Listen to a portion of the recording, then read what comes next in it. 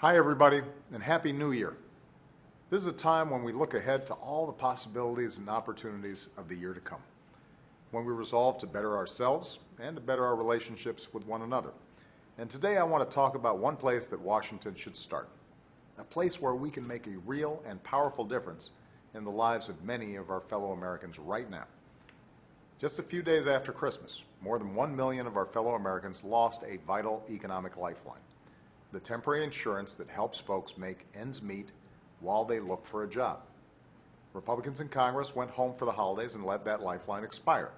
And for many of their constituents who are unemployed through no fault of their own, that decision will leave them with no income at all. We make this promise to one another because it makes a difference to a mother who needs help feeding her kids while she's looking for work. It makes a difference to a father who needs help paying the rent while learning the skills to get a new and better job. And denying families that security is just plain cruel. We're a better country than that. We don't abandon our fellow Americans when times get tough.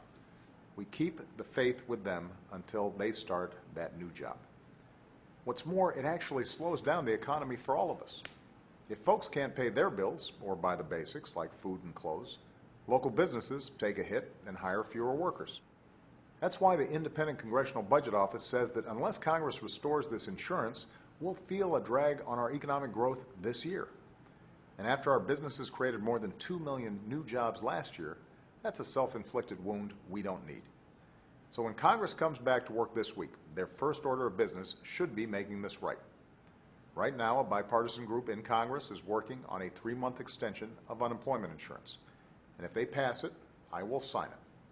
For decades, Republicans and Democrats put partisanship and ideology aside to offer some security for job seekers, even when the unemployment rate was lower than it is today. Instead of punishing families who can least afford it, Republicans should make it their New Year's resolution to do the right thing and restore this vital economic security for their constituents right now. After all, our focus as a country this year shouldn't be shrinking our economy, but growing it.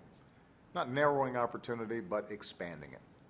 Not fewer jobs, but doing everything we can to help our businesses create more of the good jobs that a growing middle class requires. That's my New Year's resolution, to do everything I can every single day to help make 2014 a year in which more of our citizens can earn their own piece of the American dream.